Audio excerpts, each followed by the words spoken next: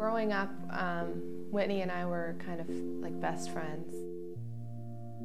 He was just really loving and supportive. He was really happy all the time. Whitney. Hey, Whitney! He just loved exploring and adventuring and seeing new things. Everyone that came into our lives just loved him instantly. He was just so full of life and energy. First, he lost his ability to travel. And then he was unable to work anymore. Stopped being able to take any photos because he couldn't set up the equipment. Then he wasn't able to get out of bed anymore.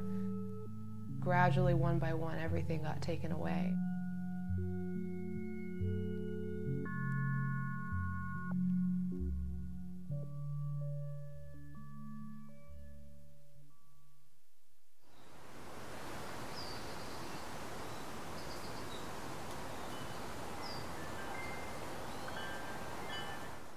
When he moved in, we knew he had something chronic. He'd say he just felt dizzy. He'd have to stay in bed. It just went downhill. He just got more and more tired, and he was going to all these different doctors, and we just didn't understand what it was. He got to the point where he said, I can cook my food or I can wash the dishes, but I can't do both. We thought, what a weird disease. You have no energy. This disease affects so many different systems. You have cardiac involvement potentially, you have cognitive involvement. There's often most patients complain of brain fog and fatigue, obviously. So there's physical debilitation. Because they're sick so long, many patients are physically just completely disabled. They can't tolerate any physical activities. I just be feeling a bit like the Energizer Bunny is beginning to just get a little tired. I had gone on vacation to Incline Village up in Lake Tahoe, and I came back and came down with a flu. Immediately knew there was something different, and the different was the level of fatigue, like a fatigue you've never felt before. I feel like someone took my blood out and replaced it with cement.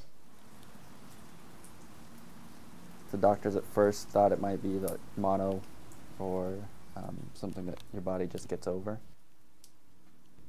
I've described it before when I'm real bad. It's, when you get to that age where you realize I can't pull an all-nighter anymore, and the day after you try that last all-nighter, it feels like every day is sort of a recovery. So I've got 3 medications here. 2 of them came in pumps and 1 of them didn't. Can you send the pump like overnight or something? Whatever you need to do. I just need to have it because he's starting to have to throw up every day, and that's going to possibly actually be a fatal thing for him because it depletes his energy so much to be doing that. Whitney is very severe. He's about as bad as that you can get with this disease. I mean, he's now, you could say, like borderline comatose, lying in bed. He can't communicate. He's awake, but that's about it. He's just lying there.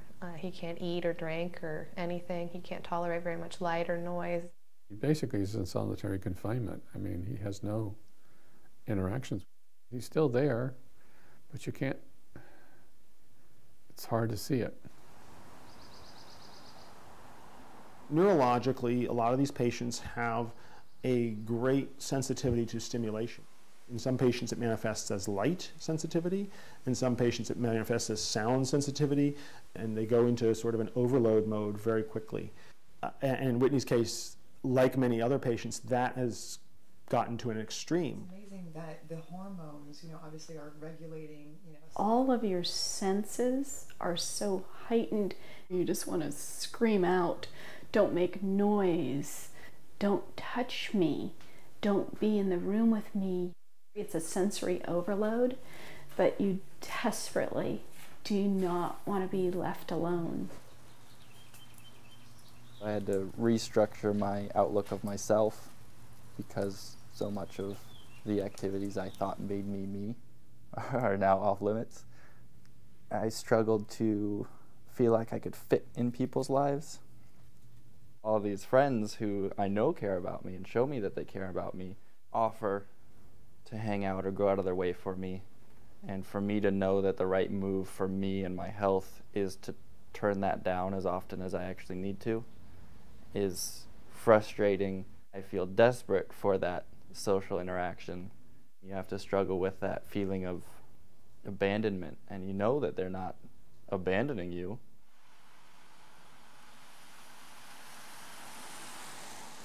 It can be easy to get lost inside yourself, feel so isolated. You can definitely feel like you're in a box and you're watching other people live the life that you thought you were expecting to have. It's so, so lonely that you're not interacting with the world. And I think that's the part where it takes you mentally. It's just stripping away your humanity. There's kind of a daily moment where I have a little bit of a breakdown. It happens every day where I realize that he's not here and I can't talk to him, and I don't think I'll ever experience anything more difficult. And I think it would be difficult to grieve his loss if he died, but I think it's a very different kind of loss and grief that I go through every day, of having him still here and have no idea what's wrong with him. I have no control over it. I can't make him better, and I'm just stuck as this bystander sitting here watching him suffer and watch his life pass him by. It's like there's a big hole like right there all the time. And it's just a never-ending nightmare of getting worse and worse and worse. And just losing him. I miss him so much.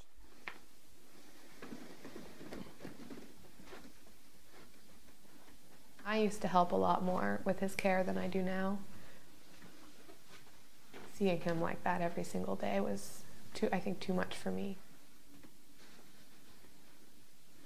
I can't imagine how strong they have to be to see their son like that and face it and do it every single day. It's constant, unrelenting, because they're taking care of him all day and all night, and it never really ends. We don't go anywhere. We don't take vacations. And my wife is housebound. It's just so stressful. I mean, what is worse for a mother? I can't make him better. I can't. All I can do is do everything I can to help him be more comfortable, but he's still just suffering so much. I can barely stand it. I mean, sometimes I just start crying uncontrollably. I don't want to lose him. I want him to have the whole rest of his life. It's very hard for both of us. The other thing we've sort of noticed is that to a large extent we've lost all our friends. Because what are we going to do? They invite us to dinner. Well, we can't go to dinner tonight. I was expanding my practice and going to be a full-time psychologist. I really miss all the parts of my life that I don't have anymore. It's a really terrible disease. It robs people of their life, and it robs their caregivers of their lives too. The other problem the disease has is they don't look sick. And that affects doctors, and it affects the public as well.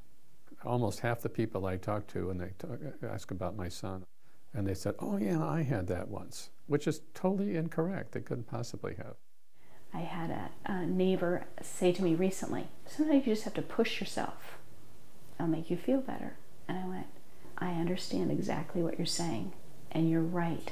When you have other illnesses that will help you feel better, it is truly something that you've never felt before. With such general symptoms, particularly the fatigue part, it's gotten this stigma over the years that it's not a real condition. And that's actually, I think, one of the biggest problems.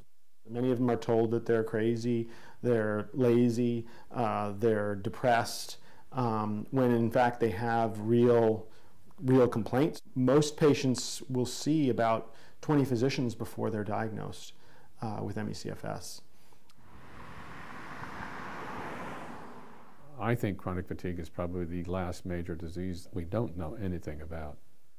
It's unlikely my son's going to get better unless I figure something out.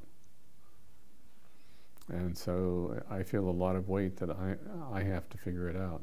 And it's really hard to figure that out.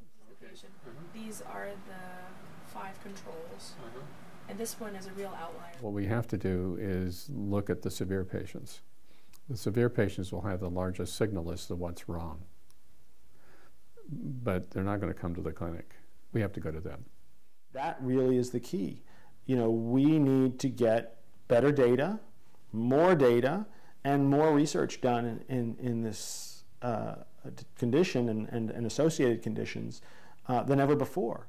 We need a tremendous uptick in the funding.